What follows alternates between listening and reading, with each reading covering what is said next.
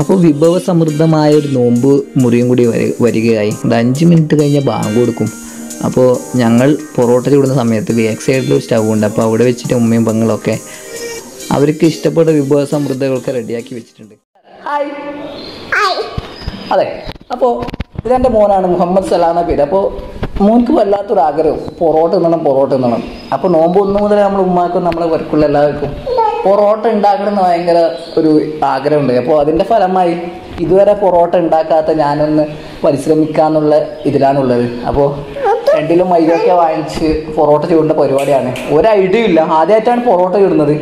അപ്പോൾ ഒരു പ്രതീക്ഷയുണ്ട്, പൊറോട്ട ആയിട്ടില്ലെങ്കിൽ ചപ്പാത്തിയെങ്കിലും ആവും എന്നുള്ള ഒരു പ്രതീക്ഷയുണ്ട്.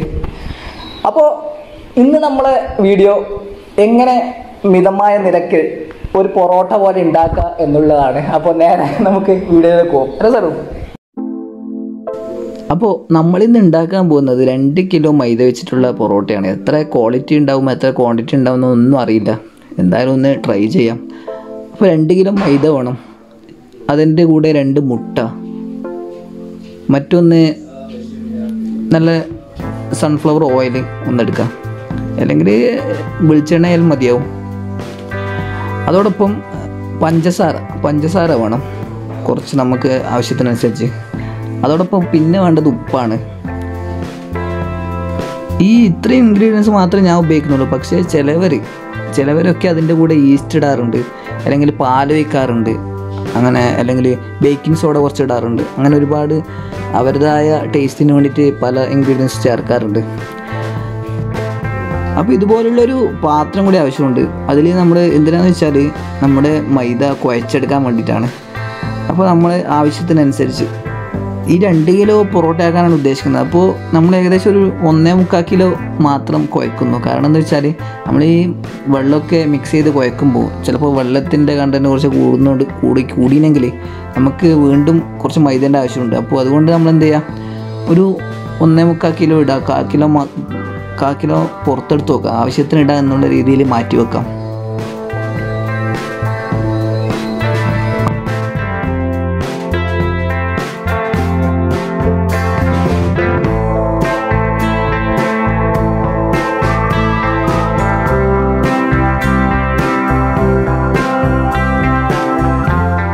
അടുത്ത് നമുക്ക് മുട്ട പൊട്ടിച്ചിടാം. 2 മുട്ട അതിൽ പൊട്ടിച്ചിടുമ്പോൾ ശ്രദ്ധിക്കുക, അതിൻ്റെ മുട്ടയുടെ തോട് അതിൽ വരാതെ നോക്കുക.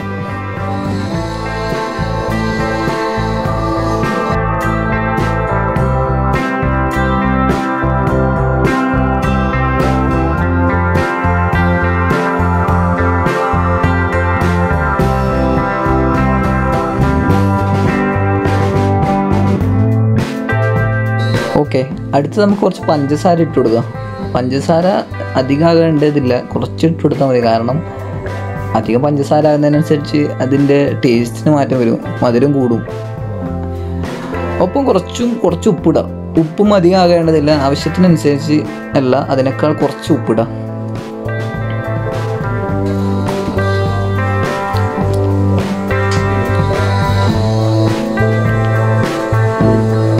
ഓക്കെ, അടുത്തത് നമ്മൾ കുറച്ച് ഓയിൽ ഒഴിച്ചെടുക്കാം. നിങ്ങളുടെ കയ്യിലുള്ള വെളിച്ചെണ്ണയെങ്കിൽ വെളിച്ചെണ്ണ, അല്ലെങ്കിൽ സൺഫ്ലവർ ഓയിലാണെങ്കിൽ അത് ഒരു 5-6 സ്പൂണ് ഒഴിച്ചു കൊടുക്കുക. അടുത്ത പ്രോസസ്സ് എന്ന് പറഞ്ഞാൽ ശരിക്കും മിക്സ് ചെയ്യലാണ്. ശരിക്കും പൊറോട്ടേൻ്റെ മെയിൻ തിങ്സ് എന്ന് പറഞ്ഞാൽ, മെയിൻ കാര്യം എന്ന് പറയുന്നത് നല്ലേക്ക് മിക്സ് ചെയ്യലാണ്. അപ്പോൾ ആ മിക്സിനനുസരിച്ചാണ് നമ്മൾ പൊറോട്ടേൻ്റെ ടേസ്റ്റും പൊറോട്ടേൻ്റെ ഷേപ്പും പൊറോട്ടേൻ്റെ ആ ഒരു ഗുണമൊക്കെ കിട്ടുക. അപ്പോൾ നമ്മൾ ആവശ്യത്തിനനുസരിച്ച് വെള്ളം ഒഴിക്കണം. ഞാൻ വെള്ളത്തിൻ്റെ കാര്യം നേരത്തെ പറയാൻ മറന്നുപോയി. ആവശ്യത്തിനനുസരിച്ച് വെള്ളം ഒഴിച്ച് കൊടുക്കുക.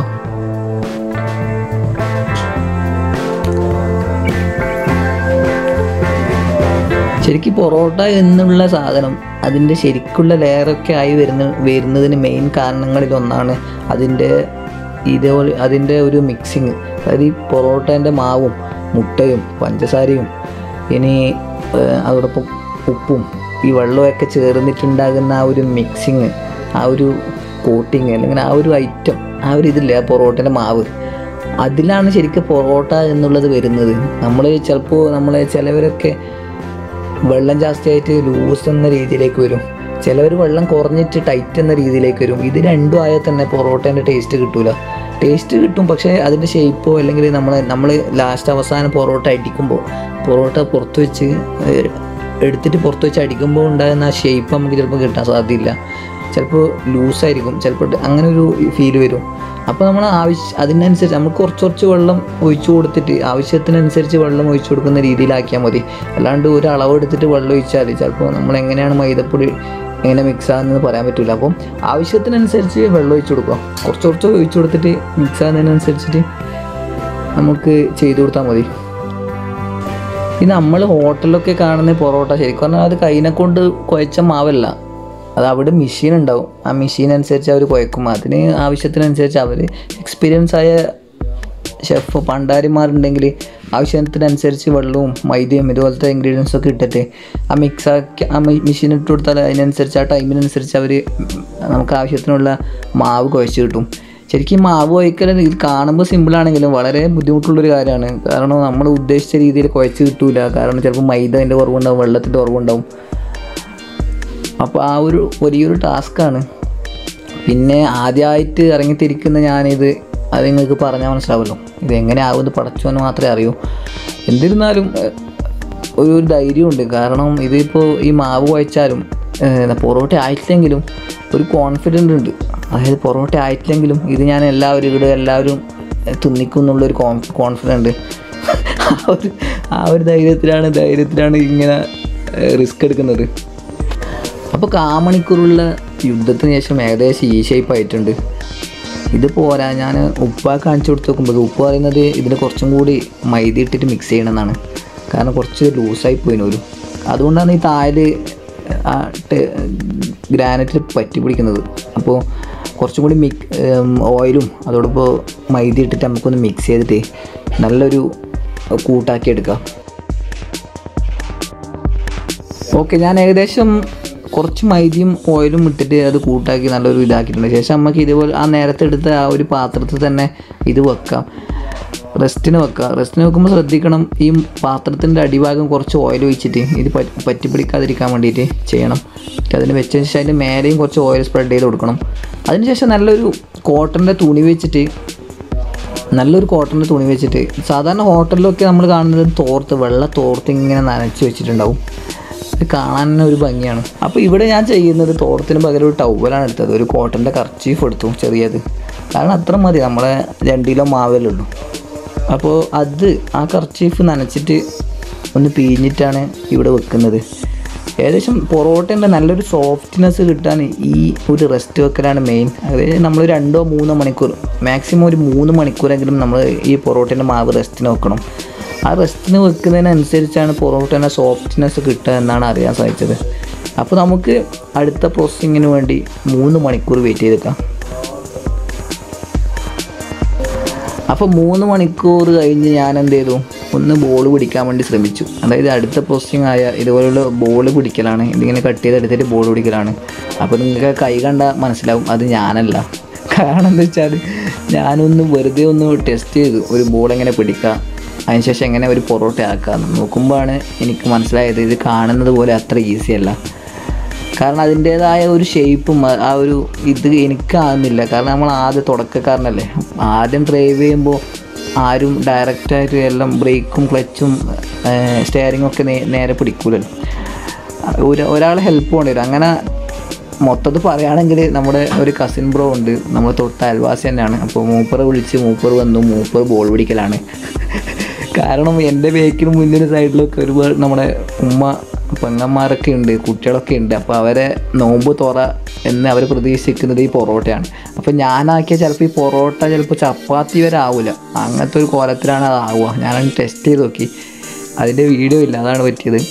അപ്പോൾ ഇപ്പോൾ ബോൾ പിടിക്കുന്നത് നമ്മുടെ കസിൻ ബ്രോ ആയ ഷക്കീർ അലിപ്ഷ, ഇറ്റാലിയൻ ഷെഫ് എന്നൊക്കെ പറയുന്ന ഒരു വ്യക്തിയാണ്. മൂപ്പർ സൗദിയിലെ ഒരു ഷെഫാണ്. അപ്പോൾ അദ്ദേഹം വന്നു, അദ്ദേഹം ബോൾ പിടിക്കുകയാണ്. ഈ കസിൻ ബ്രോനോട് ഞാൻ ചോദിച്ചു എങ്ങനെയാണ് പൊറോട്ടേൻ്റെ മെയിനായിട്ട് എന്തെല്ലാം ശ്രദ്ധിക്കണം. അപ്പോൾ മൂപ്പർ പറഞ്ഞത് 3 കാര്യങ്ങൾ മെയിനായിട്ട് ശ്രദ്ധിക്കണം. ഒന്ന് പൊറോട്ടേൻ്റെ മാവ് കുഴക്കുന്ന സമയം, മറ്റൊന്ന് ഈ ബോൾ പിടിക്കുന്ന സമയം, പിന്നൊന്ന് ഇതിൻ്റെ വീശുന്ന സമയം. അത് മെയിൻ ഒരു ടാസ്ക് തന്നെയാണ്. അടുത്ത പ്രോസസ്സിങ് ആയ വീശൽ, അത് മെയിൻ ടാസ്ക്കാണ്. ശരിക്കും പറഞ്ഞാൽ ഞാൻ അതിലാണ് ഫെയിലായത്. എനിക്കത് വീശിയിട്ട് ഞാൻ വീശി അടിക്കാൻ നോക്കുമ്പോഴേക്ക് സാധാരണ നമ്മളൊക്കെ ഹോട്ടലിൻ്റെ പുറത്തൊക്കെ ഈ പണ്ടാരിമാർ അടിക്കുന്നതെല്ലാം കണ്ടിട്ട് ഇതെല്ലാം ഈസിയല്ല, ഇതെന്തെന്ന് സിമ്പിളല്ലേ, 2 അടി അടിക്കല്ലേ വേണ്ടെന്നെല്ലാം വിചാരിക്കും. പക്ഷേ അതേപോലെ ഞാൻ ശ്രമിച്ചത്, നോക്കുമ്പോൾ ഒന്ന് അപ്പുറത്തെ വാഷ് ബേസിലേക്കാണ് തെറിച്ചത്. അതുകൊണ്ട് അധികം റിസ്ക് എടുക്കേണ്ടെന്ന് വെച്ചിട്ടാണ് കസിൻ ഇദ്ദേഹത്തെ വിളിച്ചത്. അപ്പോൾ മൂപ്പർ ബോൾ പിടിക്കുന്നുണ്ട്. ബോൾ പിടിച്ചതിന് ശേഷം മൂപ്പർ ഒരു എക്സ്പീരിയൻസ് ആയ ഒരു ഷെഫാണ്. അപ്പോൾ ഇന്നത്തെ പൊറോട്ട നല്ല രീതിയിലാവുന്നതാണ് പ്രതീക്ഷ. നമ്മുടെ കേരളത്തിൽ ഒഴിച്ചുകൂടാൻ പറ്റാത്ത ഒരു വിഭവമാണ് പൊറോട്ട. അത് എല്ലാവർക്കും അറിയാം. കാരണം കേരള പൊറോട്ട എന്ന് പറയുന്ന ഒരു ഐറ്റം തന്നെ വേൾഡ് ഫേമസ് ആണ്. ഇപ്പോൾ ഞാൻ സൗദിയിലുള്ള സമയത്തൊക്കെ അവിടെ നമ്മൾ ഹോട്ടലിലൊക്കെ പോയാൽ അവിടെ പൊറോട്ട എന്ന് പറയില്ല, കേരള പൊറോട്ട എന്ന് പറയാം. കാരണം പൊറോട്ട പലതരമുണ്ട്. പാകിസ്ഥാനികളുടെ പൊറോട്ടയുണ്ട്, സൗദി പൊറോട്ടയുണ്ട്. അപ്പോൾ അവർ അതിനെ അപേക്ഷിച്ച് കേരള പൊറോട്ട നല്ല സ്മൂത്താണ്, ടേസ്റ്റിയാണ്, നമുക്കൊക്കെ ലൈക്കുള്ളൊരു കാര്യമാണ്. മാത്രമല്ല കേരളത്തിൽ എടുക്കുകയാണെങ്കിൽ കേരളത്തിൽ ഏത് ഹോട്ടലിലും ഏത് തട്ടുകടയിലും അല്ലെങ്കിൽ ഏത് 5 സ്റ്റാർ ഹോട്ടലിലും റെസ്റ്റോറൻറ്റിലും കയറിയാൽ നമ്മുടെ കേരള പൊറോട്ട ഇഷ്ടം പോലെ കിട്ടാനുണ്ട്. പല ക്വാളിറ്റി അല്ലെങ്കിൽ പല സൈസിലായിരിക്കും സാധനം ഉണ്ടാവുക. പക്ഷെ എന്തായാലും എല്ലാം കണ്ടൻറ്റൊക്കെ ഒന്നായിരിക്കും ഏകദേശം. അങ്ങനെ ബോൾ പിടിച്ചതിന് ശേഷം മേലെ നമുക്കൊരു നേരത്തെ തന്നെ എടുത്ത ആ കർച്ചീഫ് അതിൻ്റെ മേലെ വെച്ചിട്ട് വീണ്ടും ഒരു അരമണിക്കൂറോളം നമുക്ക് റെസ്റ്റിന് വെക്കേണ്ടതുണ്ട്. അതിന് ശേഷമാണ് നെക്സ്റ്റ് പ്രോസസ്സിങ് ആയ ആ ഒരു നമുക്കറിയാം പൊറോട്ടേൻ്റെ ആ ഒരു ലെയർ വരാൻ വേണ്ടിയിട്ടുള്ള ആ ഒരു കോട്ടിങ്, അതാണ് മൂപ്പർ ചെയ്തുകൊണ്ടിരിക്കുന്നത്. ശരിക്കും അതിൻ്റെ മുന്നോടിയായിട്ടുള്ളതാണ് ഈ വീശലാണ് മെയിൻ പ്രോബ്ലം. കാരണം നമ്മളൊക്കെ കാണുമ്പോൾ ഈസി ആയിട്ടായിരിക്കും, ഈ വീശൽ ഭയങ്കര റിസ്ക്കാണ്. അതിൻ്റേതായ ഒരു ആ ഒരു ഷേപ്പ് നമ്മൾ പിടിക്കുന്ന കയ്യിൻ്റെ ഒരു ഇതുണ്ട്.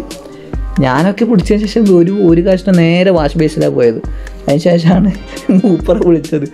കാരണം വെറുതെ റിസ്ക് എടുക്കാൻ കഴിയില്ല. കാരണം നോമ്പ് തുറന്നതിന് ശേഷം കഴിക്കേണ്ട ഫുഡാണ്. അപ്പോൾ ഇങ്ങനെ അടിച്ചാൽ ഒന്നും കിട്ടൂല എന്നുള്ളൊരു ബോധത്തിലാണ് മൂപ്പർ വിളിച്ചത്. മൂപ്പർ നല്ലൊരു എക്സ്പീരിയൻസ് ഉള്ള ഒരു ഷെഫായതുകൊണ്ട് തന്നെ നിങ്ങൾക്ക് കാണാൻ സാധിക്കും ആ ഒരു. ഇപ്പോൾ 2 കിലോ പൊറോട്ട ആയതുകൊണ്ട് തന്നെ കുറച്ചധികം പൊറോട്ടയുണ്ട്, ഒരു 10-30 പൊറോട്ടയുണ്ട് ഇതിൽ. അതുകൊണ്ട് തന്നെ നമ്മൾ സ്ഥലം മാറ്റിയിട്ടുണ്ട് മെല്ലെ. നേരത്തെ നമ്മൾ കിച്ചണിലായിരുന്നു, ഇപ്പോൾ പുറത്തൊരു കിച്ചൺ ഉണ്ട് നമ്മളെ വീട്ടിൽ നിന്ന്, അവിടത്തേക്ക് വന്നിട്ടാണുള്ളത്. അവിടെ ആകുമ്പോൾ നമുക്ക് ഗ്യാസും അടുത്താണ്. അങ്ങനെ പൊറോട്ടക്കെല്ലാം ഓണാക്കി വെച്ചിട്ടുണ്ട്, സ്റ്റൗ ഓണാക്കി വെച്ചിട്ടുണ്ട് പൊറോട്ടക്കെല്ലാം മേലെ വെച്ചിട്ട്. നിങ്ങൾ അദ്ദേഹത്തെ ശ്രദ്ധിച്ചിട്ടുണ്ടോ എന്നറിയില്ല, അദ്ദേഹം ചെയ്യുമ്പോൾ അതായത് ആ ഒരു ബോൾ എടുത്തിട്ട് അടിച്ചതിന് ശേഷം അതിൽ കുറച്ച് ഓയിൽ സ്പ്രെഡ് ചെയ്തിട്ട് അതിൻ്റെ മേലെ കുറച്ച് മൈദയും കൂടി ഇട്ടിട്ടാണ് മൂപ്പറിങ്ങനെ ചുറ്റുന്നത്. അപ്പോൾ അതെല്ലാം ശരിക്കും നമ്മൾ പയ്യെ പരത്തുന്ന സമയത്ത് അതിൻ്റെ ആ ഒരു എന്തിനാണ് അത് ചെയ്തത്, ആ പരത്തുന്ന സമയത്തുള്ള ആ ഒരു ഷേപ്പ്, നമ്മൾ പൊറോട്ടേൻ്റെ ഷേപ്പെല്ലാം വരുന്നതിന് സ്വാധീനിക്കും. 80% നമ്മളിപ്പോൾ പൊറോട്ട ചുരുട്ടി വെച്ചിട്ടുണ്ട്. ഇനി ഇത് പരത്തി ചുടലാണ് അടുത്ത പ്രോസസ്സിങ്. അപ്പോൾ നമ്മൾ ചെറിയൊരു കല്ലായതുകൊണ്ട് ഒരു 3 പൊറോട്ട ഇടാൻ പറ്റുള്ളൂ. പക്ഷേ ചെറുതാക്കിയാൽ പൊറോട്ട കുറച്ച് സൈസ് ചെറുതാക്കിയാൽ 4 എണ്ണമൊക്കെ ഇടാം. പക്ഷെ നമ്മൾ 3 എണ്ണം ഇടുന്നുള്ളൂ, കാരണം കുറച്ച് സൈസ് വേണം നമ്മൾ പൊറോട്ടയ്ക്ക്. മാത്രമല്ല പൊറോട്ടേൻ്റെ ഷേപ്പ് കൃത്യമായിട്ട് വരണം. അപ്പോൾ അതിനനുസരിച്ച് ഷേപ്പ് കൃത്യമായിട്ട് വരുന്നതനുസരിച്ച് നമുക്ക് കുറച്ച് സൈസ് വലുതാക്കിയാൽ നമുക്ക് ഉദ്ദേശിച്ച രീതിയിൽ ഷേപ്പ്. കല്ലിലിട്ട പൊറോട്ട ഇടയ്ക്കിടയ്ക്ക് നമ്മൾ ഒന്ന് മറച്ചിട്ട് കൊടുക്കണം.